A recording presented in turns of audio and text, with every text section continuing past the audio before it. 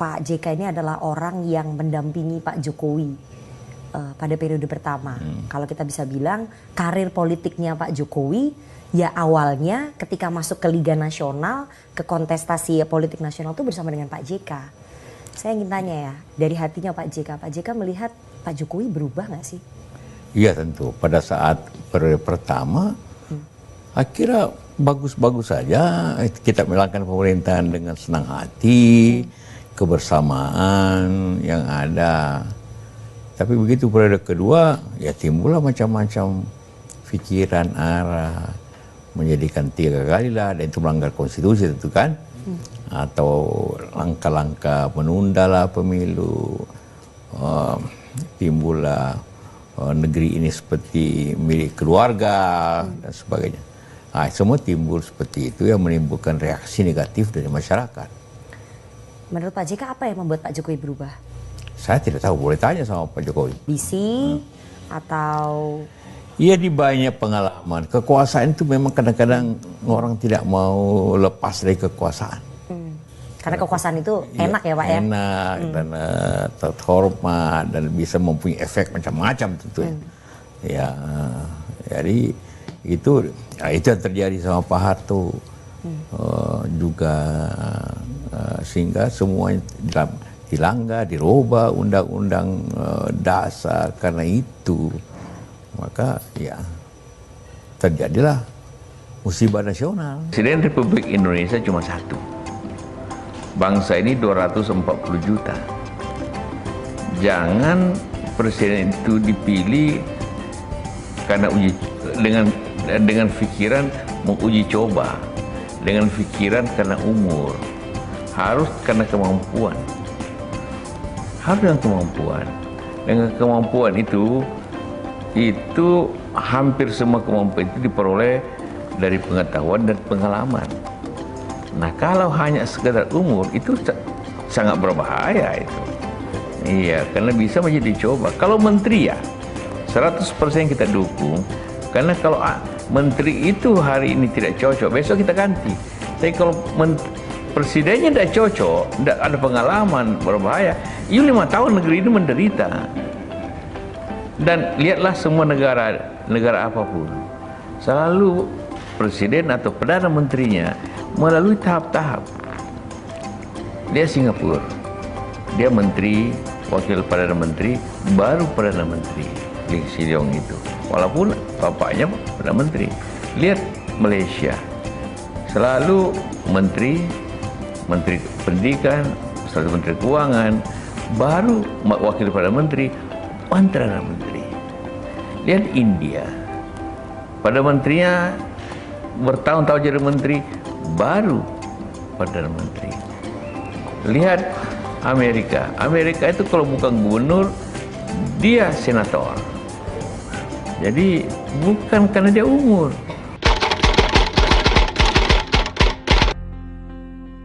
Kalau dia muda, oke, tapi syaratnya punya pengalaman. Jangan karena dia muda, ini saja muda. Ini Anda uji coba negeri ini, berapa risikonya 240 juta orang jadi ya kalau gagal gitu kan. Jadi harus orang yang punya track record. Sangat baik kalau dia muda, tapi yang lebih penting daripada umur ialah track record dan pengalaman. Siapa bilang bahwa Jokowi tidak punya pengalaman? Dia kan gubernur DKI, pengalamannya dari wali kota Solo.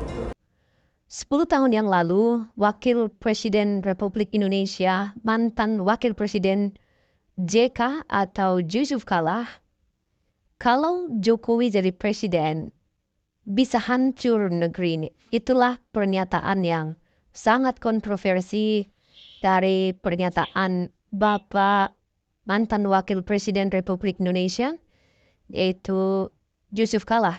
Sebuah video wawancara Yusuf Kala dengan sebuah stasiun TV beredar di situs berbagai media sosial, YouTube, dan lain sebagainya.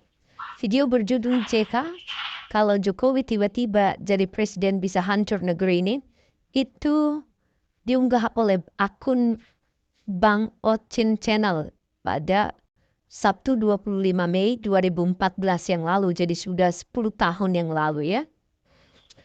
Dalam video berdurasi 3 menit 38 detik itu, terlihat pernyataan Yusuf Kala tentang sosok Joko Widodo. Video tersebut diperkirakan hasil wawancara tahun 2013.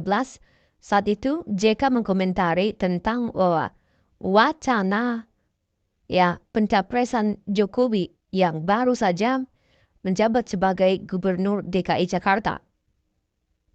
Kata JK di video tersebut, jangan hanya karena Jokowi terkenal, lantas tiba-tiba dicalonkan menjadi Presiden Republik Indonesia. Bisa hancur negeri ini, bisa masalah, kata JK di video tersebut. Ketika belum dipilih menjadi pendamping Capres Joko Widodo pada saat itu, Yusuf Kala memang gencar mengkritik kinerja mantan wali kota Solo itu sebagai Gubernur DKI Jakarta. Ya. Kemudian kalau kita perhatikan bahwa Yusuf Kala memberikan sebuah berupa semacam ramalan lah, istilahnya seperti itu, 10 tahun yang lalu, dan kita lihat hari ini seruan banyak orang, mahasiswa dan sebagainya, dengan tagar Adili Jokowi. Itu menggema di media sosial dan di berbagai tempat yang lain. Ramalan Yusuf Kala, jika Jokowi jadi presiden bisa hancur negara ini, akhirnya terbukti. Ucapan terkenal Yusuf Kala sebelum berpasangan dengan Joko Widodo yang mengatakan bila Jokowi jadi presiden bisa hancur negara ini, akhirnya terbukti. Indonesia sebelumnya dan juga sampai sekarang terkenal di dunia sebagai negara para mafia, negara koruptor, negara maklar, negara calo, negara bandit, dan negara para juragan. Namun julukan negara semacam itu lama-kelamaan mulai dihancurkan oleh Jokowi dengan watak kepala batunya. Dengan kepala batunya Joko Widodo, mulai meruntuhkan negara yang hanya dimiliki para mafia, para koruptor, para maklar. Satu persatu Jokowi tanpa takut dengan tangan dingin mulai membangun negara baru dari remah-remah dan sisa-sisa sumber daya bangsa. Peninggalan rezim SBY yang terkenal dengan hutangnya itu bersama rakyat yang sudah lama menderita. Jokowi mulai membangun harapan baru, New Hope, di tengah-tengah kegelapan bangsanya di masa periode pertama.